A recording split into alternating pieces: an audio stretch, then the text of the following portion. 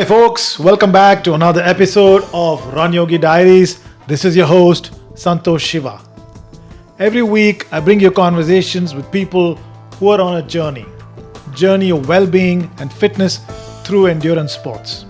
I hope they spark some possibility in you, leave you with some tips, and perhaps inspire you to perspire.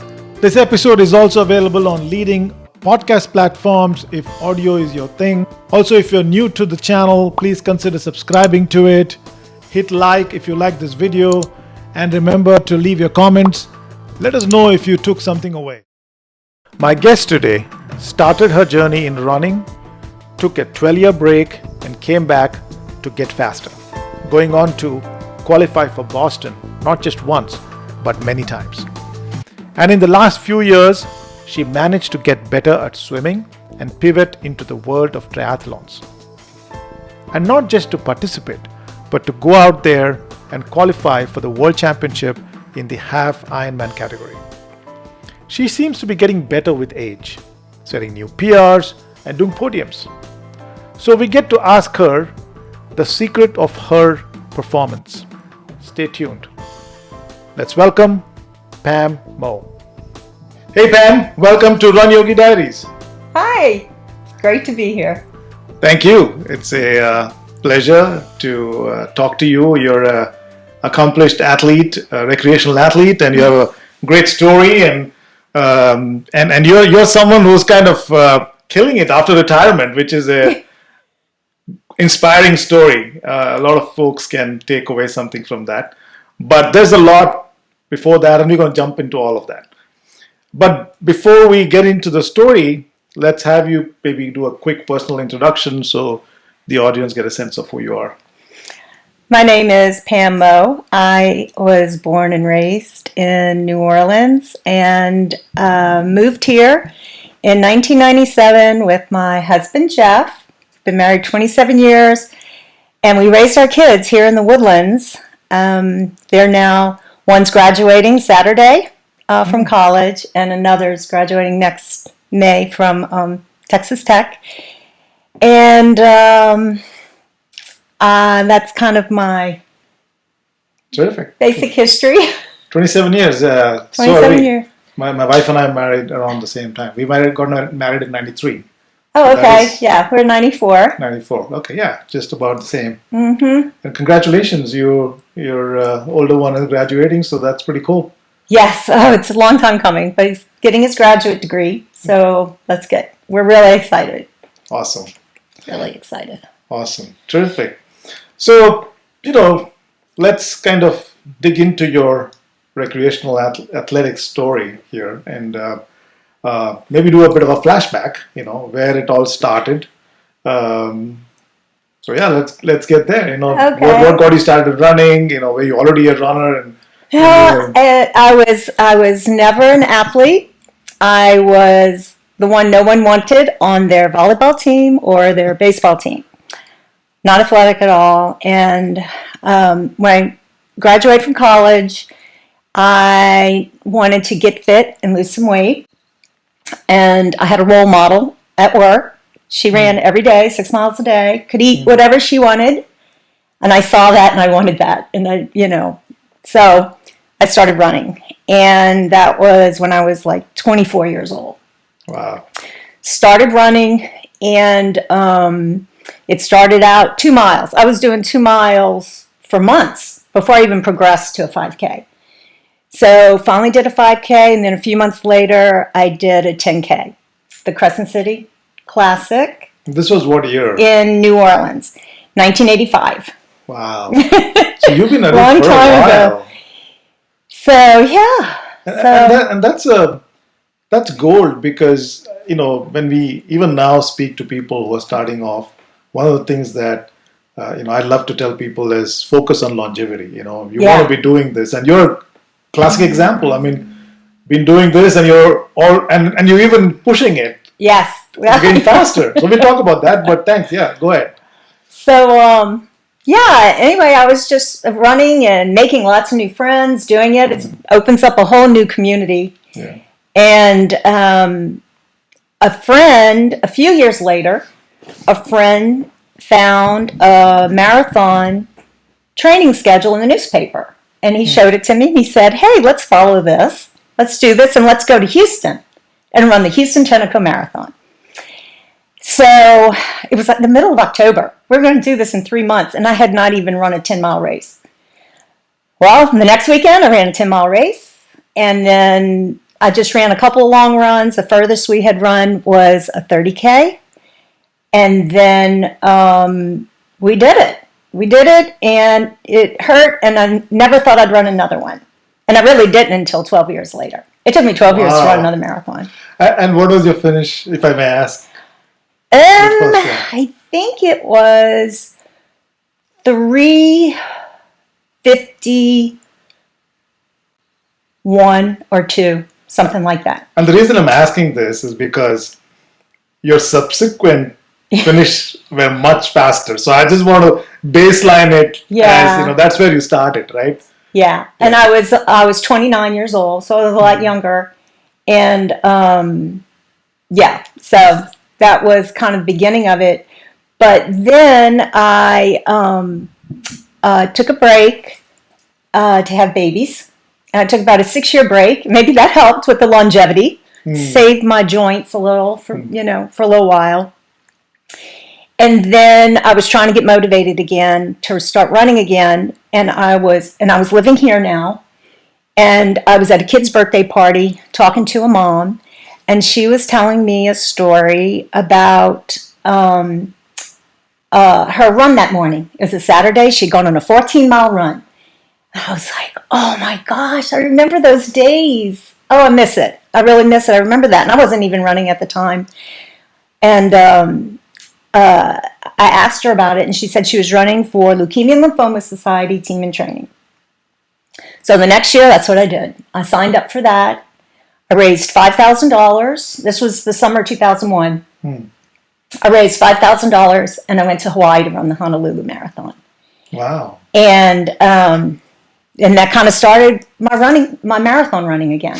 So it kind of kicked in a love that I had, and so I didn't do as many as a lot of people do, and it never went beyond the marathon in distance.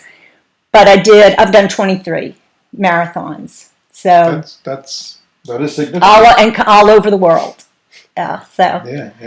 And we're going to talk about all those destinations you've run. And what a way to start in Hawaii. Wow. So yes, right. That was kind of my second one. Okay. But starting over again, Honolulu, and that was great. It was really, really fun. And doing this through Team in Training, I made friends through that. I mean, it changed my life. It totally changed my life, and I made friends that I'm friends with today. We've been friends for 20 years, lifelong friends. So, well, not quite lifelong, but for 20 years now, we've been close friends. Wow. Well, that's beautiful. That's beautiful. So, did you choose Hawaii because you were just anyway going to go for a holiday there, or it just was coincidence? Well, no, that was just the choices. You could go to Bermuda, you could go to Honolulu, you could go to Disney. Okay. Or you could stay and do Houston, and they all had different levels of fundraising. Got it. But my coworkers at Entergy were so supportive. They all chipped in, and they had raffles for me and helped me raise the money. So it was really, really great.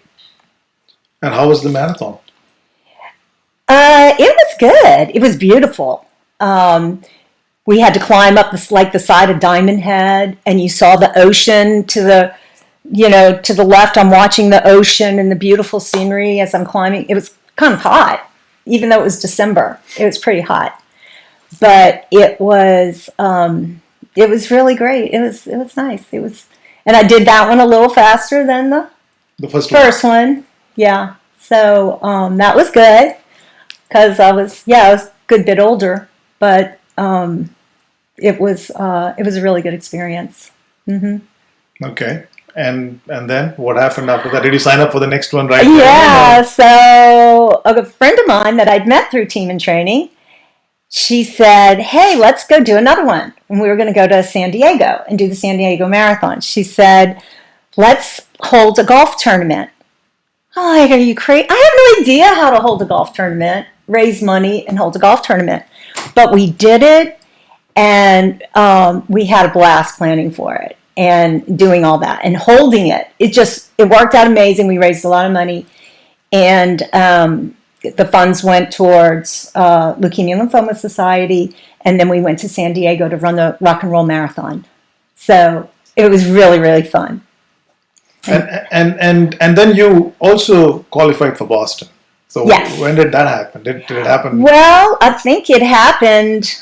I'm not sure what my qualifying time was, but I'm pretty sure it happened in the Honolulu one. I think because I was 41. I was 41 years old, so the time was probably, I ran like a 3:46, and I think my qualifying time might have been 3:50, something like that. Yeah, I wasn't really even thinking in terms of that. That wasn't really something I was conscious of. That's why I don't know the time. I wasn't thinking, okay, I just wanted to finish. I wanted to do this again in Boston qualifying.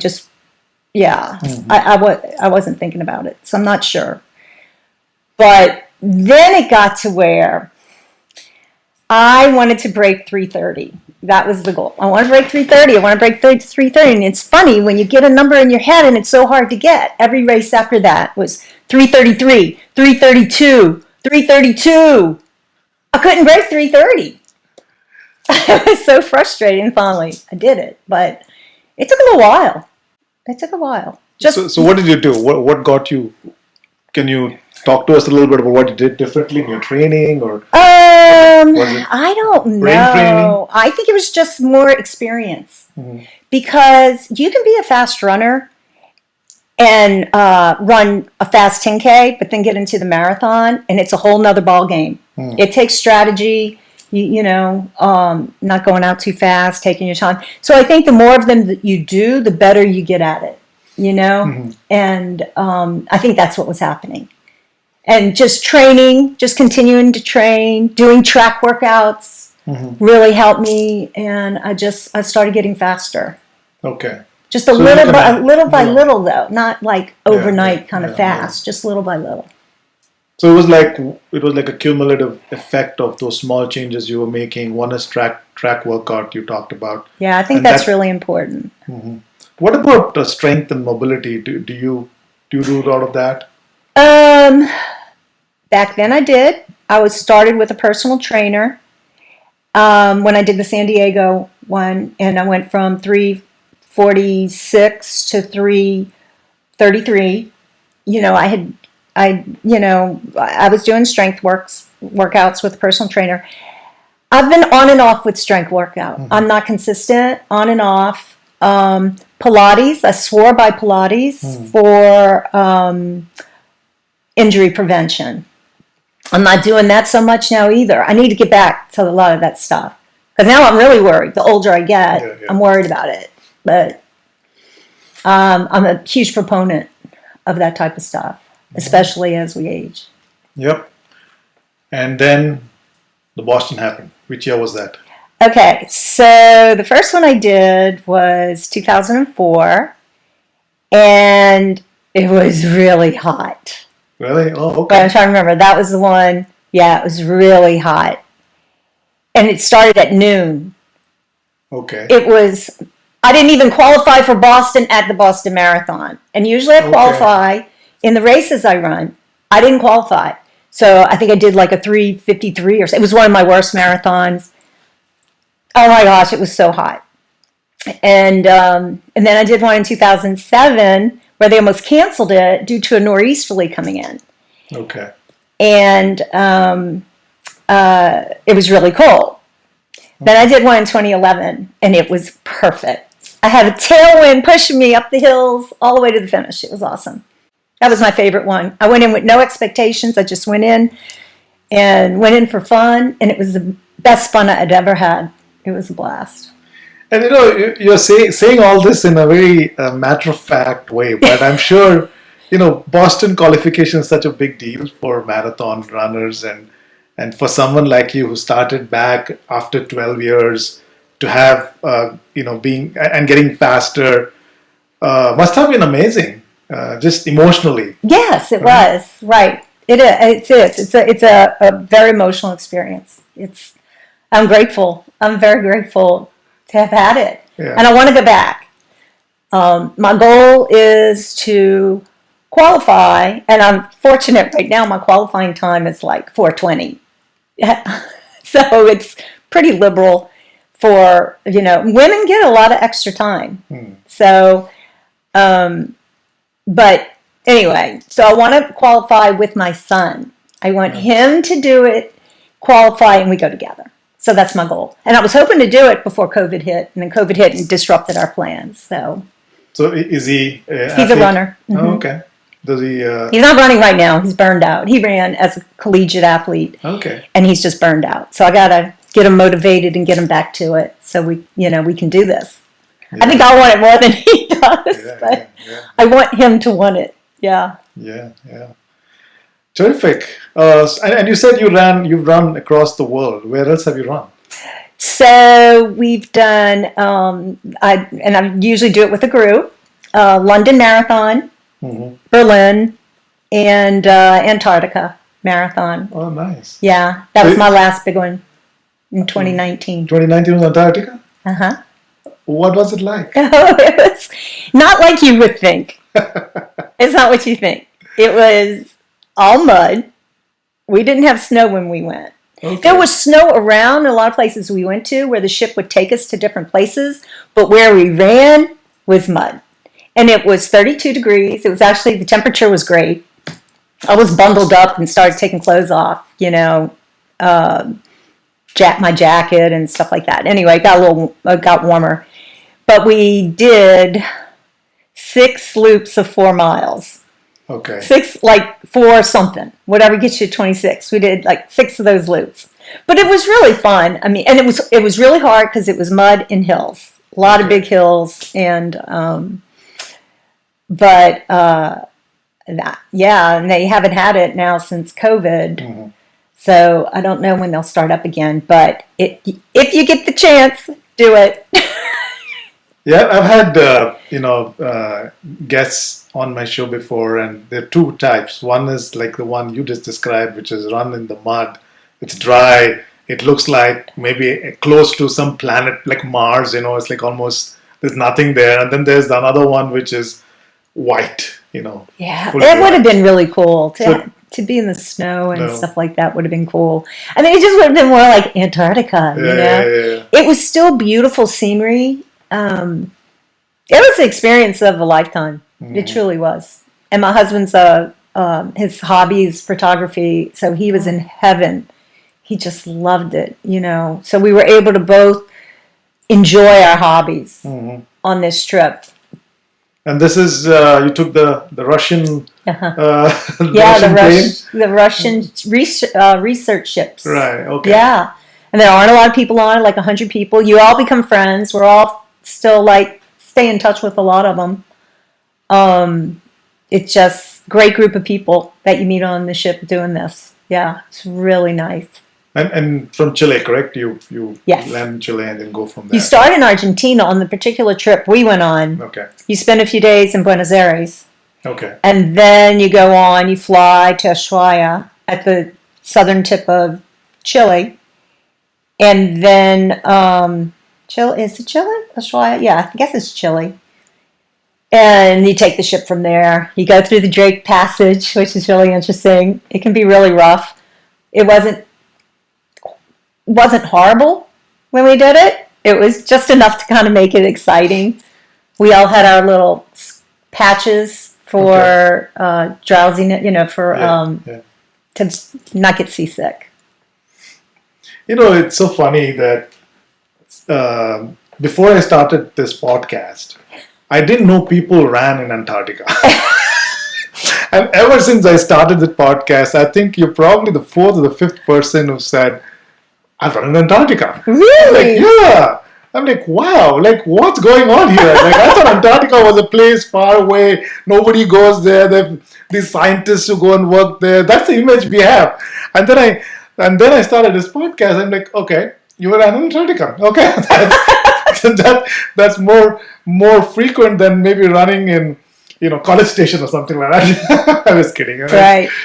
That's amazing. And so, are you also planning to do the World Series? I mean, all the world marathons. Well, I have. Okay, so there's the majors, right? The majors, 6 majors. Yeah. I have one left, and the plan was to do it Tokyo, and they canceled it. So I don't know when I'm going to get to do that, and then that will complete the 6. Mm-hmm. And then I could, now that I've got Antarctica out of the way, do the 7 continents. Yeah. I guess I'll have like 3 left, like Africa and New Zealand or Australia and South America. Yeah. There is actually a company that does this, right? They actually organize. Yes, and that's who we went through. Okay. We went through Marathon Tours. Great company. I highly recommend it. Very well organized, and they had the 7 Continents Club, and I'm part of it. And hopefully one day, that's a possibility. Yeah. Because my husband and I want to travel. We're retired and we want to travel. Yeah. So it's just COVID kind of interrupted that. Yeah. And that's awesome, man. You talked about retirement, and you were mentioning that pre-retirement was running, right? Right. And you retired about 5 years ago, and then you become a triathlete. And I saw some of first off, you're killing it in triathlons. I think that's exaggerating a little bit. It's all relative, right? Everything is relative. It is relative. Right? And the other is, I was looking at even your half marathon finish earlier this year in Woodlands. You're doing a PR. So, the point is, everyone is not going to be Eliud Kipchoge, right? That's not the point. That's not the point of the conversation. The point is, you're at the peak of what you can be at a certain age. That's really what it is, right? You're doing 136 half marathons and much faster than people much younger your age. So that is a testimonial of you're doing something right. So let's talk about that. So let's talk about the pivot into triathlon, and also tell us what you're doing right. Give us a secret. We want to hear the secret. People ask me that, okay. And I sometimes say less is more. Mm-hmm. I know a lot of runners that run a lot more miles than I do. When I train for a marathon, it's like 35 to 40 miles a week. That's what I'll average. Mm-hmm. And people are very surprised usually, but my marathon PR is a 3:18, and I did that on 35 to 40 miles a week. Wow. Now, I have friends that tell me, hey, if you had done more, you might have done a 3-hour marathon. Mm. Okay, maybe, but I also might be injured and I might not be running today. Yeah. So I think that's key. And then, like I said, I had that 6-year break to have kids. Maybe that saved me on my joints a little. I think part of it, too, is genetics, maybe, to some extent. I'm just hardy constitution. I don't know. I've been very fortunate. I still have my pains, and I'm fortunate. I'll go and get treatments and from here and there and work on it. But I've just been fortunate to get through some of it, and right now I'm pretty good. Everything's feeling good. It's starting to get hot out there. That's, my opinion, that's when you got to start backing off a little. Mm-hmm. I got hurt last summer. My Achilles started bothering me because I push it in the heat. And this week it was getting hot and I was pushing it and my Achilles started bothering me again. Mm-hmm. It's starting to hurt a little. And I think sometimes you just got to back off. Mm-hmm. Instead of pushing so hard you hurt yourself. Right. And, I think you make an interesting point. I hear some gold in there, right? One is the moderate training approach you're taking. And probably, like you said, for that level of training, you're getting the 318 because you probably, you have that in you to run at that pace, which is an optimum pace. You could push it and get faster.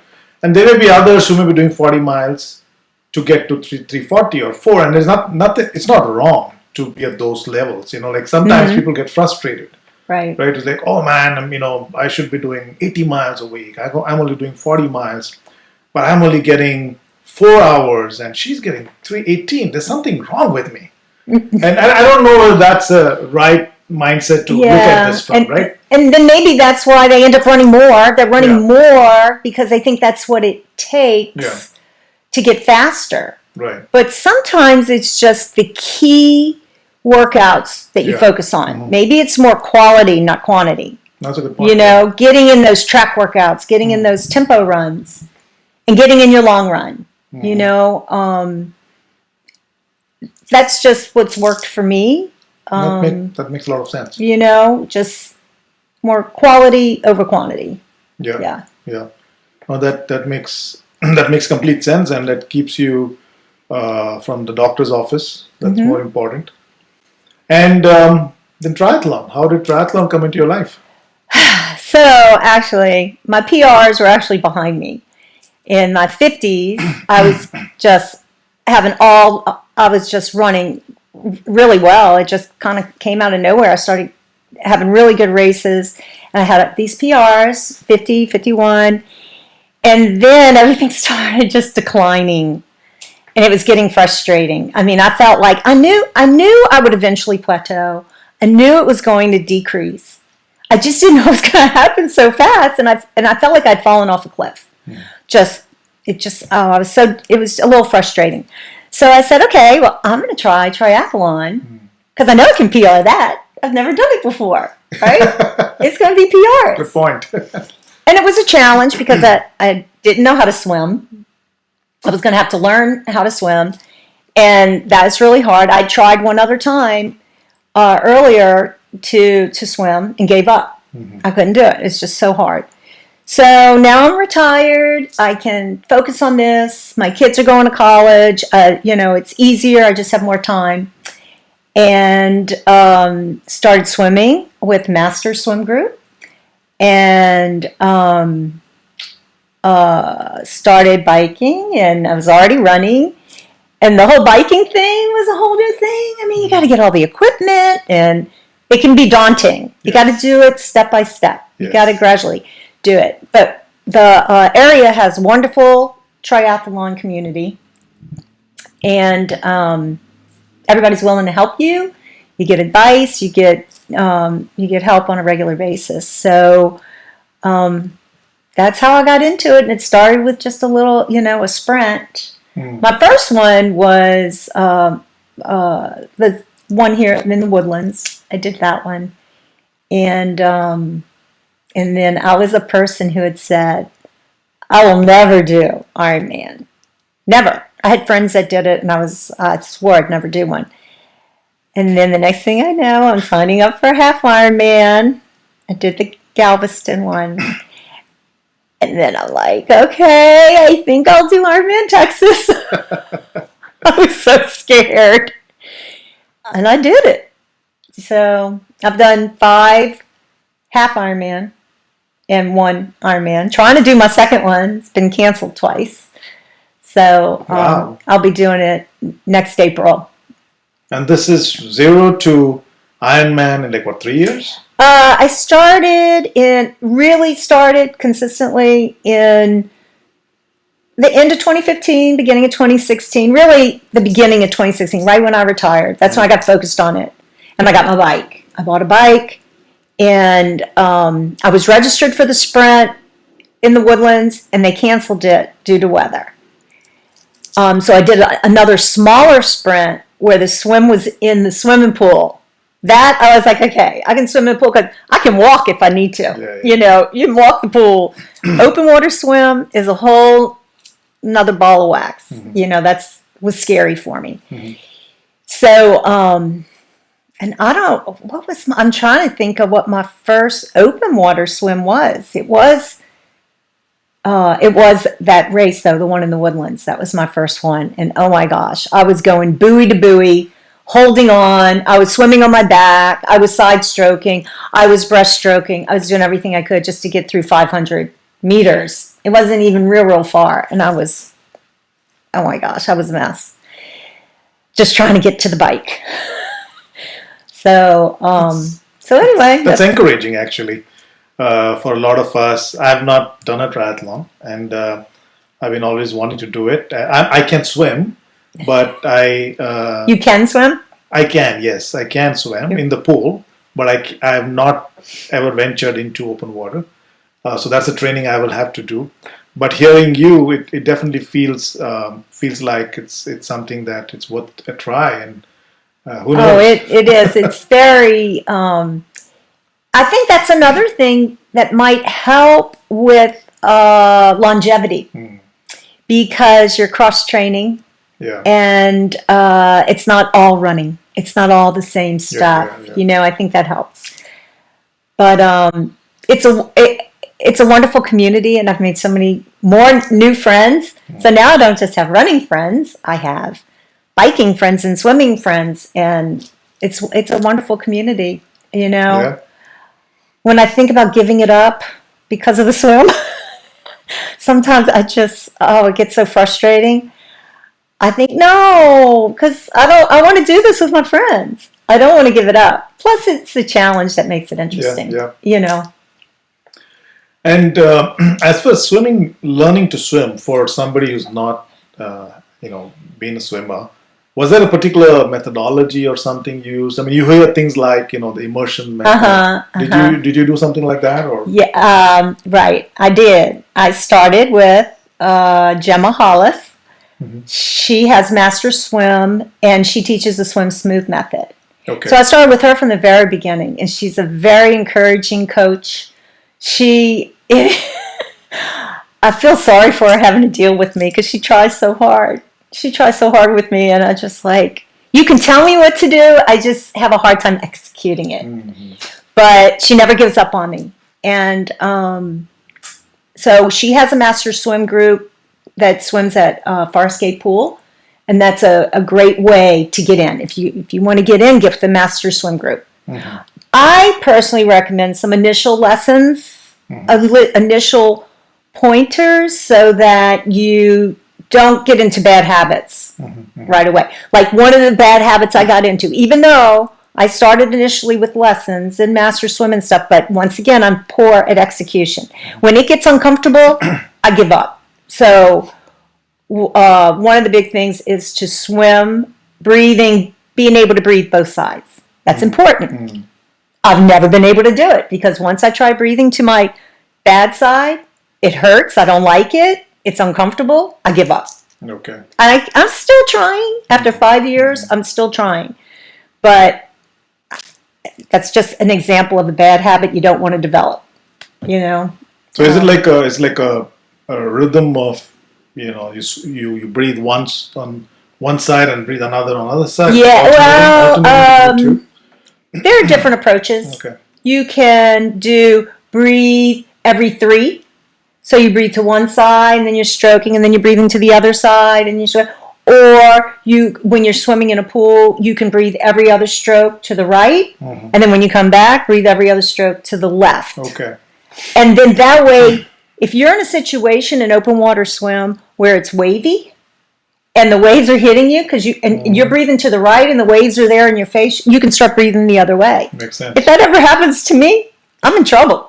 I don't know what I'm going to do. If those waves are coming at me, I'm just going to be drinking the water. I don't know. Because I've just been lucky. I've had smooth water. It wasn't an issue. Right.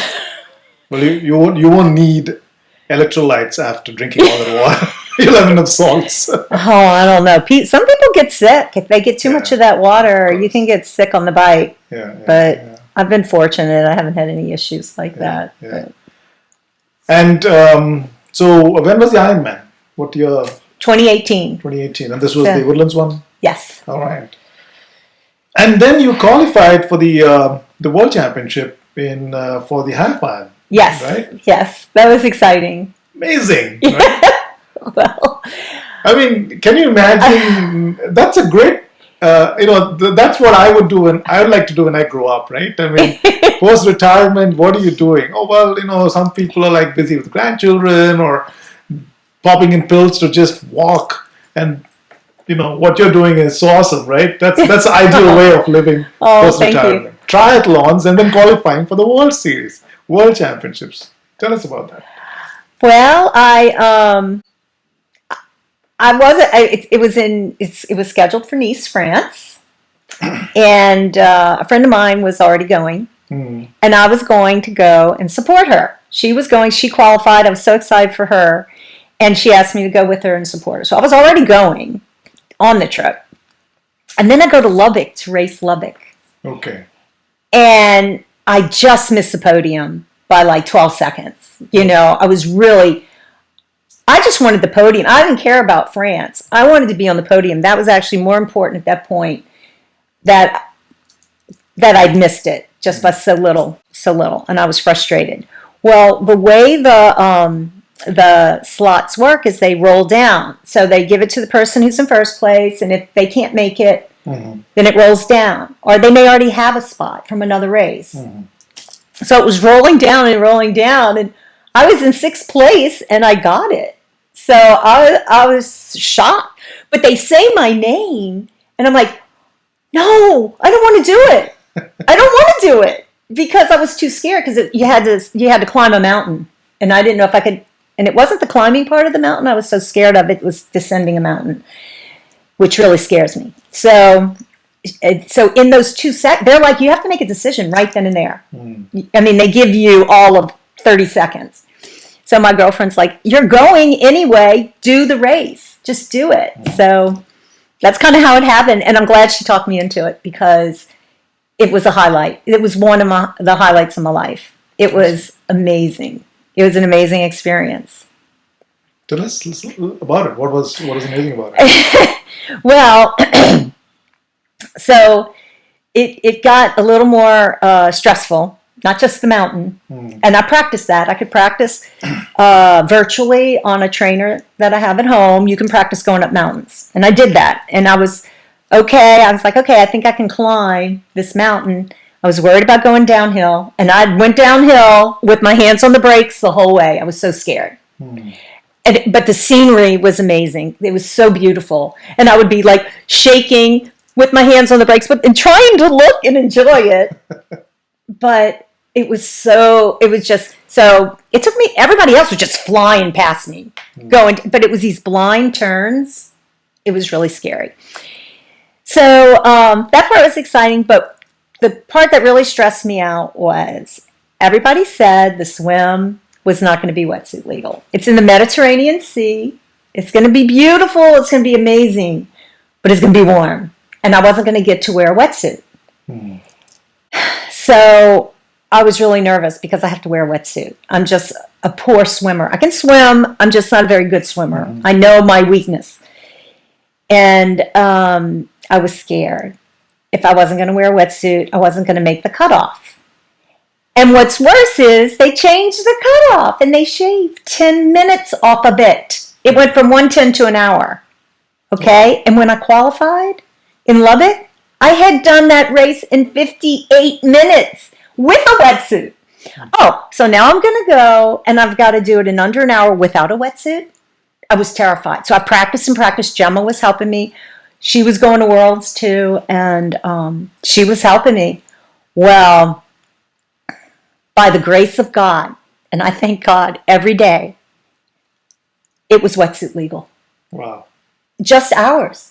The women's race was on Friday, the men's race was on Saturday, and the women's race was wetsuit legal like by 1/10 of a degree.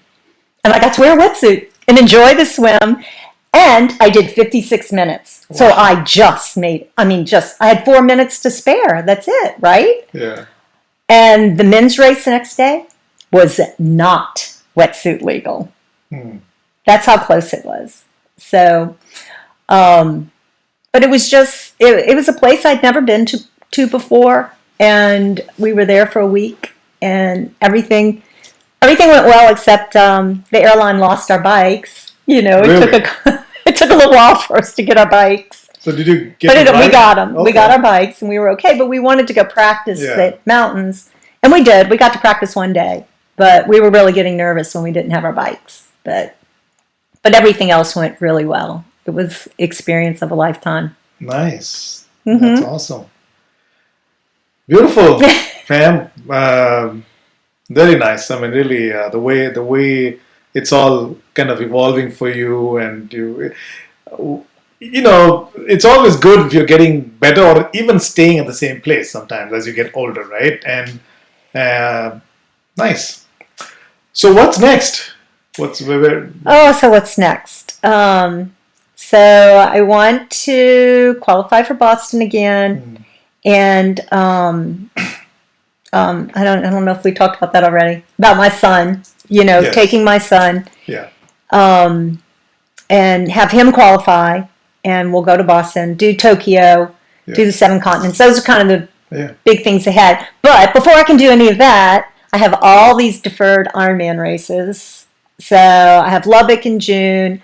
I have Waco in October. And between there, another Worlds Championship in St. George, Utah, which is another hard kind of mountainous race. Another one where I may not be able to wear a wetsuit. So I'm really scared. And I got to get ready for that. Right.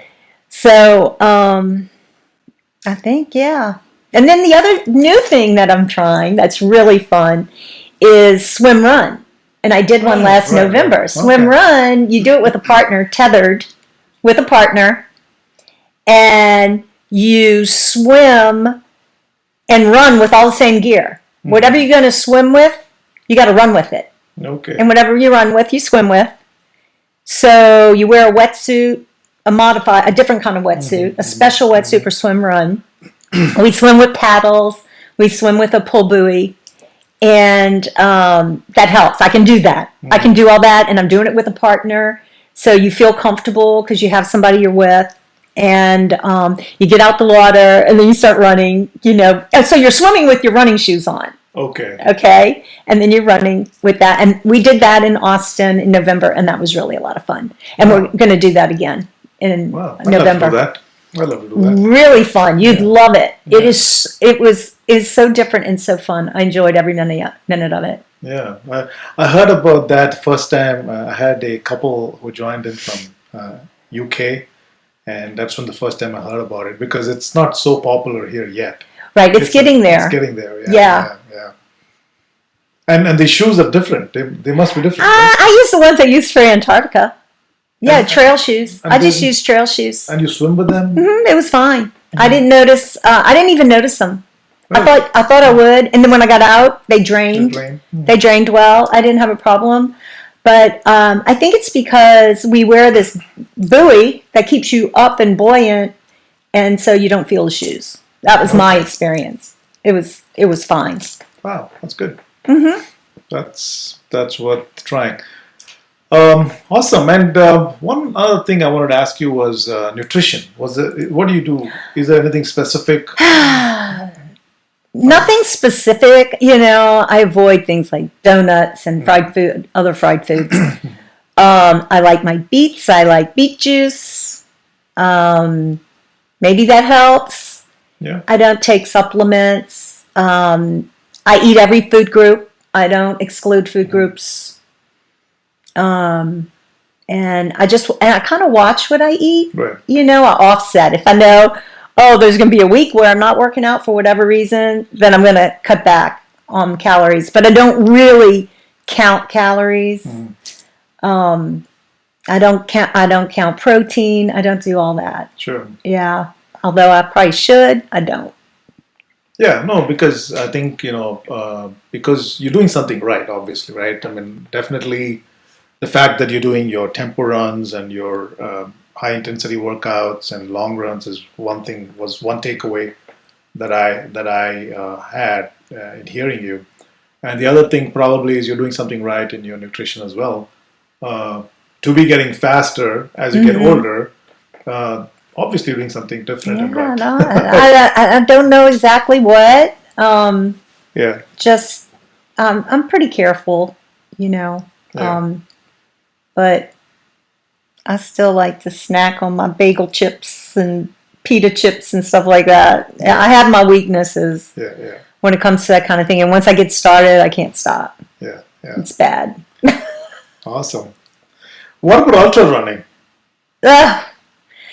Not for you? No. And most ultra running is on trail. Yeah. And I'm not a trail runner. Okay. And I trip and fall, and I don't like that feeling. And I don't like running in the dark and not being able to see the tree roots. I have lots of friends that do it. Yeah. And love it. It's just not something I ever think of doing. Yeah. Yeah. Yeah, it's just not on my list. Yeah. I hear you. I've almost fallen many times. And fallen a few times. It's just that feeling, I'll save myself. Yeah. I can feel, I almost fall, I save myself. I almost fall, I save myself. And then there's that one time I don't. And you fall so fast, you can't stop yourself. Yeah. Yeah. And I go I was running in Park City, and I went just skidding down that mountain, and just tore up my elbows and my knees, and Right. oh my gosh. And then I'm like, did anybody see that? It's so embarrassing. But I just don't like that feeling. Yeah. It's fun until it's not fun. Yeah. Yeah. And that part isn't fun. Yeah. And I also think that you are a competitive person, right? Yeah, to a fault, unfortunately. Yeah. I mean, I am. So the road racing probably suits your that mindset a lot better. Right. Than trails where you probably don't want to do that, right? Right. Yeah. Makes sense. Right. Sense. And I also see that you're very active in the community. Mm-hmm. I saw that you're the treasurer. Yes. Right? At the Woodlands running. It's keeping me a little busy right now. Okay. The Woodlands Running Club. I've been the treasurer for a while, and we have a juniors program that I help with a little bit. We have another woman that is over it, but I help with that, and we have a scholarship program where we're working on that right now, deciding on who will get the scholarship, and that can be really time consuming. And then tomorrow night, we're starting for the first time a track workout at Windvale Park. So it's not a track. It's a park that has a track, kind of they have 100-meter markers. So we're going to try that tomorrow night and see. It seems like there's some interest so far. So, so we're trying new things. We have a regular Sunday morning social run that rotates among several locations. Okay. And that's been going on for a really long time. So, I've been involved in that for a pretty long time. And where do you guys meet on Sunday? Different places. Okay. This past Sunday was Toasted Yolk. Okay. Yesterday, we met at Toasted Yolk. We'll meet at Brooklyn Bagel and Panther Creek Shopping Center. We'll meet at the Kitchen on Research Forest. So it rotates. Okay. And the track workout is also open to everyone? Or? Okay. Yeah. That's pretty cool. So if you want to get faster, contact Pam. Right. And the new president of the Woodlands Run Club is a coach. Okay. He's a certified coach, and he's kind of spearheading this whole track idea and starting that, which starts tomorrow night. And we'll see how it takes off. We'll see if there's interest.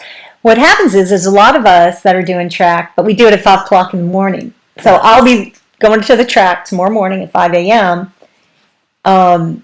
Because I want to help with the one tomorrow night. I don't want to be doing it.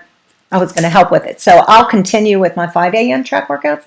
But a lot of people don't want to run track at 5 a.m. Yeah. They'd rather go in the evening. So that's why we're going to offer something for people that don't want to do it in the morning.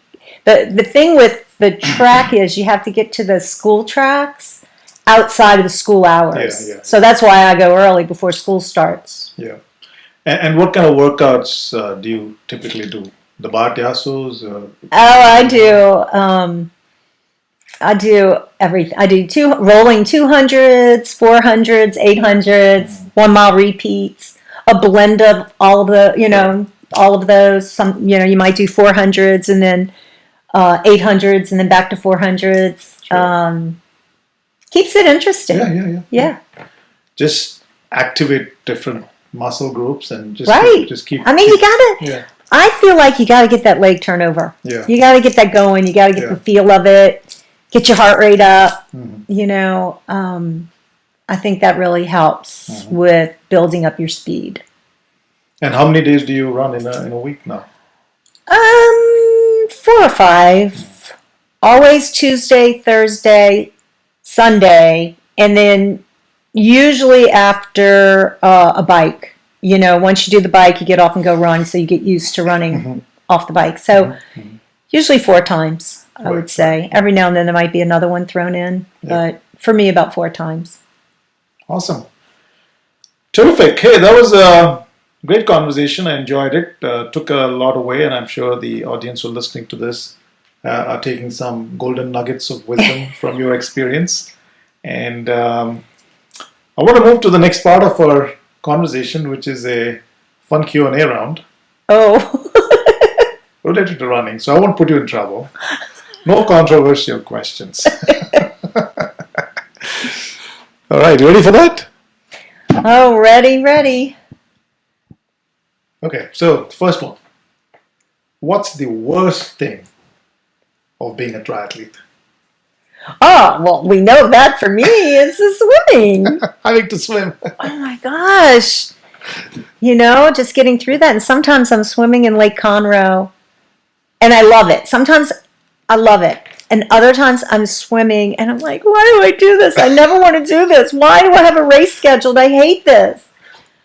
It just comes and goes. But yeah, that's the worst part for me. But the good parts far outweigh the worst part. Yeah, of course. That's why you're doing it. That's why I do it. That's why we're having this conversation. And what's your favorite gadget? Oh, my favorite gadget. Well, I couldn't live without my watch. And I wear it 24/7. That's a nice one, though. And this is the Phoenix 5S Plus. And I have music on it, and it plays music through my AirPod. Okay. I love that. And you can build workouts on Garmin Connect. You can build your run workout, and you put your AirPod on, and it tells you what to do. You don't even have to look at your watch. And it laps it, and it's telling you what your pace is, and it's all in your ear. I love it. So that's probably one of my favorite gadgets. And then having a power meter on the bike. I love having to know what my power is. I've just become addicted to it. I'm just so used to it. Makes sense. And that's a nice looking Garmin. I mean, it's almost like, I didn't think it was a sports watch the first time. Oh yeah, I know. That's why I wear it to weddings. I wear it everywhere. It looks like a dress watch. Nice. Love it. All right. What's your favorite junk food? Oh, apple fritters. Apple fritters. Okay. And I deny myself. When my kids were young and I would run, and after my runs, I would go and get donuts for them. I wouldn't get donuts for me, and I would eye that apple fritter, and I would tell myself, well, you ran all those miles, you can have that. Or you could tell yourself, you ran all those miles, do you want to ruin it with that apple fritter? And I would choose no, I didn't want to ruin it with that apple fritter, so I would deny myself. And then one year when I went to the Boston Marathon, it was the day before the marathon, and I was at Starbucks getting my coffee, and I saw that apple fritter, and I said, I am eating that apple fritter, and I ate it guilt-free. And it was the best apple fritter ever. All right. That apple fritter deserves you. I love it. Absolutely. Okay. Next one. What's a place you want to visit once the pandemic is over, other than the marathon ones? Well, we want to go to Alaska. We were scheduled on a cruise for Alaska last summer. My husband and I were celebrating our 60th birthday. We were born 5 days apart, and we were going to celebrate in big fashion. I guess that's big fashion. To Alaska. He wants to do the photography. I just wanted to go for the trip itself, and we were doing a cruise, and that's where we want to go. We still want to do the cruise to the Inside Passage. Awesome. That's nice. All right. The last one, which is one of my favorite questions that I like to ask all my guests, is if a movie were made of you, what genre would it be? And who would you like to play you? Oh, gosh. Probably romantic comedy. and Annette Benning. I don't know why, but she comes to mind. That's who I think of. I really like her. Awesome. And then Benning, there's a script coming your way if you are watching this. Hey, you did well on the Q&A. We got to know a little bit more about you. And so thank you for, taking a time out and, sharing your journey with us. I'm sure it will inspire people out there. And that's the whole idea of sharing our stories here because, hey, you're doing something right here. So before we wind up, is there any message you want to give to the audience? Oh, well, stick with it. If you haven't started, start with something. Even if it's starting small, just walk, run, start small, and work. You can always work your way up. Always do something. And if you're struggling, just try to stick with it. And that's my big thing with swimming. I don't want to give up. Just don't give up. Be persistent. Mm-hmm. And it's so satisfying on the other end. And especially for me, when you're fearful of something, getting to the other side of fear it's such a wonderful feeling. It's so satisfying to know that you could get there. Well said. Awesome. So thank you so much. We're kind of coming to a wrap up here. And so thanks a lot. And You're welcome. It was good talking to you.